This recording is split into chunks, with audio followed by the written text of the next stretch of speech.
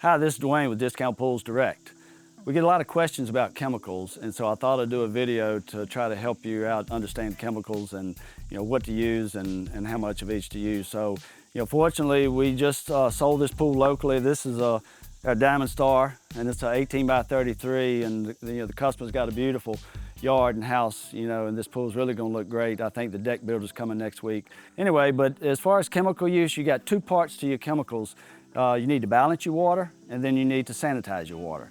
So balancing your water, that's your calcium, your alkalinity, and your pH. And so what you'll do, depending on the water volume, you need to look at the back of the chart and figure out how much water you have, what your current reading is with a test strip, and as far as how much to use.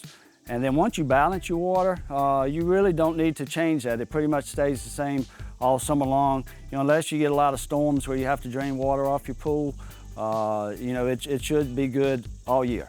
And you may have to add a little bit, the second year. This is a brand new pool, so it's obviously going to take more chemicals at startup because it's all fresh water, no treatments. So the second part of the chemical use is your actual sanitization. So some people have a chlorine pool, some people will have a salt pool.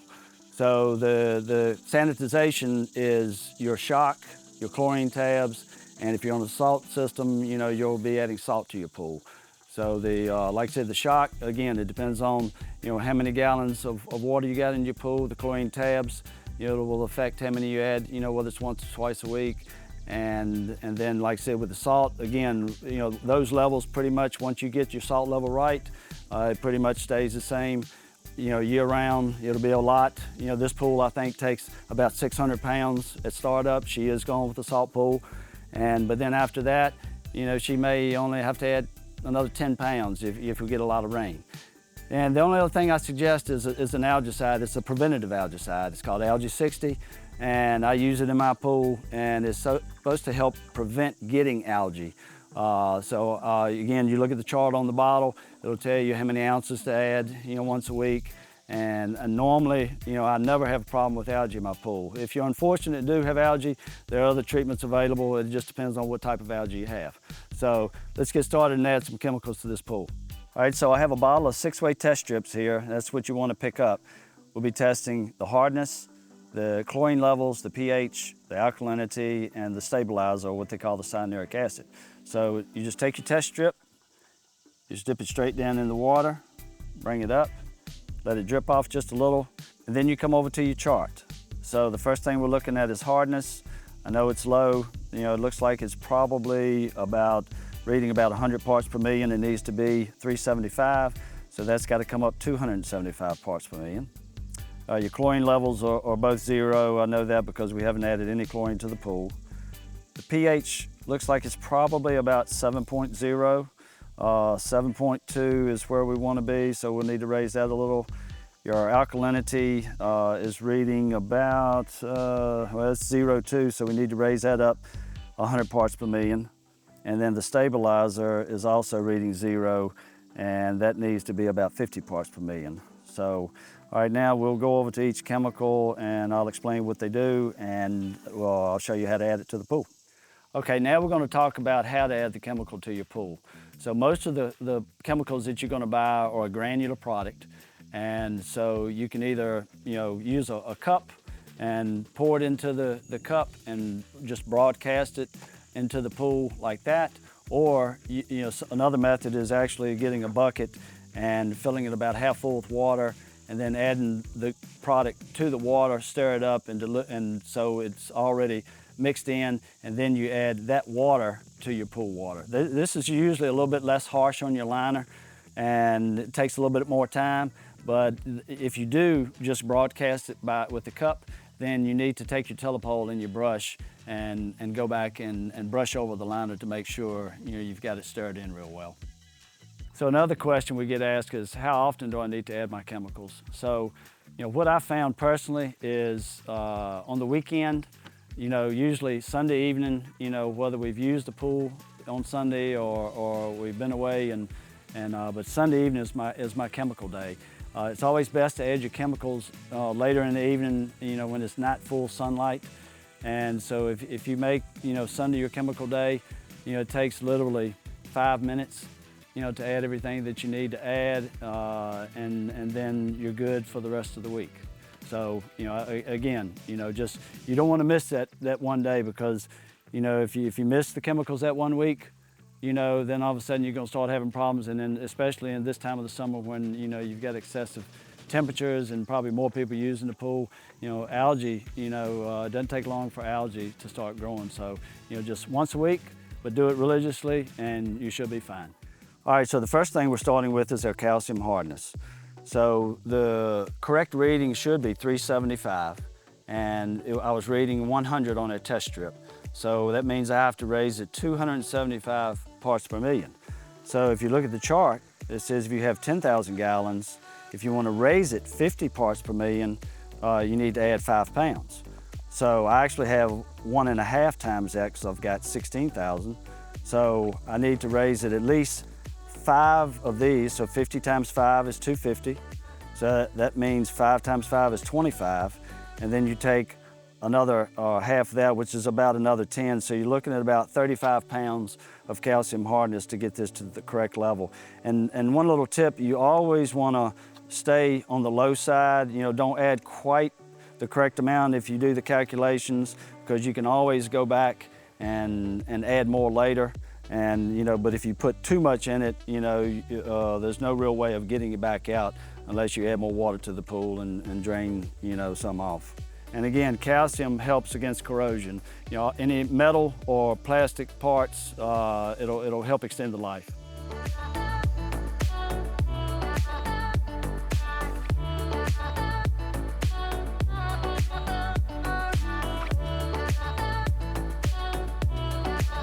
Okay, the next thing we're going to talk about is your alkalinity.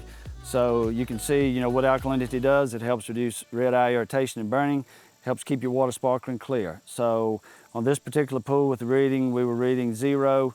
The ideal level of alkalinity is 100 parts per million. So if you look back here at the chart, and it's again per 10,000 gallons of water. So they start at 20 parts per million, so we'll just use that instead of 0.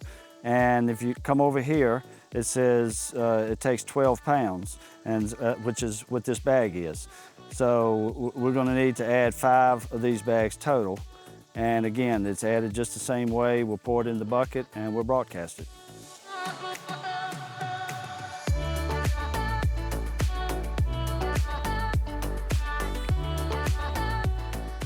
All right, so this is the chlorine stabilizer. And like I said, what the stabilizer does, it helps keep more of the chlorine levels in your water, and because the sun does draw out the chlorine out of your pool. So you'll find yourself using less chlorine. Your salt system will have to generate less chlorine if you use the chlorine stabilizer. So on this pool, we, again, it's 16,000 gallons. And we need to raise it. It's reading 0. It needs to be at 50 parts per million is the ideal range. Chart doesn't go that high, but from your test strip how much you need to add. And so if you come over, so at 30 parts per million, it's going to take 4 pounds. So I need basically 1.5. So it's going to take about 6 pounds of chlorine stabilizer. And what you want to do, you want to spread this over 2 doses. I think this is a 4-pound bag. That's all you want to add at one time. And this will actually get added directly into your skimmer.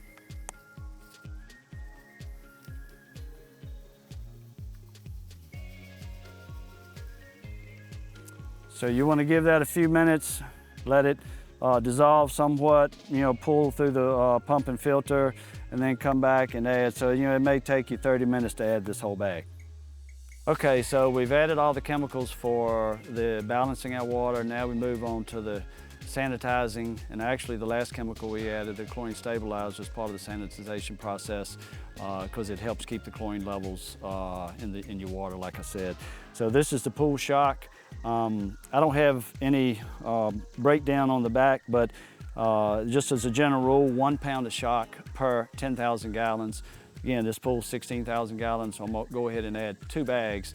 And this is with a 0 reading of chlorine. Ideal range is you want it between 1 and 4. Ideal is 2 parts per million. So, like I said, this will raise the chlorine level really high, really fast, but it doesn't stay in the water about 72 hours. So we'll go ahead and add the tabs after we finish adding the shock.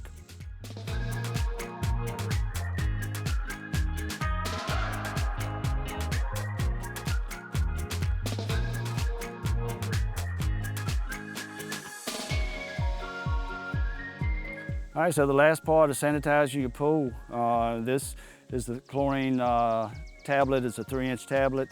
Depending on the size of your pool, you know, you'll use different number of tablets and multiple times a week, sometimes one time a week. So for this 1833 pool, I know because this is the exact pool I have, I put in this time of the year, I use 2 tablets twice a week. And so all I do is just drop the tab. Here's the tab, and I just drop it right into my skimmer. Add the second tab. And like I said, this, you know, what the shock does, it spikes your chlorine levels and gets them where they need to be really quick. And the chlorine tabs, after the shock is gone, you know, instead of having the highs and lows, it just keeps a steady level of chlorine going into your filter. All right, so the last chemical that we talked about, again, it's more of a preventative chemical, is your algicide. Again, it's an Algae 60. You know, on a new startup like this, usually they're sold in quart-sized bottles. And so you want to go ahead and add a whole quart to brand new water. And then each week, I think the chart, if you look on the back of the label, depending on the size of the pool, number of gallons, it'll tell you, you know, about 6 to 10 ounces once a week. So let's go ahead and add it.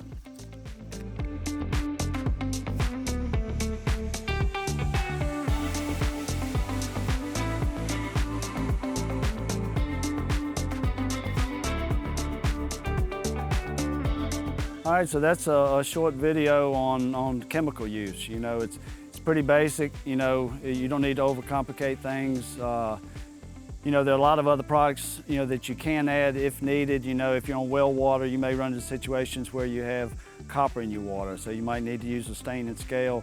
You know, but these are the basics. You know, you can always take your water to a pool store and get it sampled. They can tell you exactly what you need. Or, you know, if you're on, again, city or town water and you just want to use the test strip, those are the basic chemicals that you'll need. So, you know, if you have any questions, again, you know, Discount Pools Direct, which is discountpoolsdirect.com. Our toll-free number is 1-800-986-0748. You know, just give us a call and we'll be glad to help you with any questions you have. Thank you.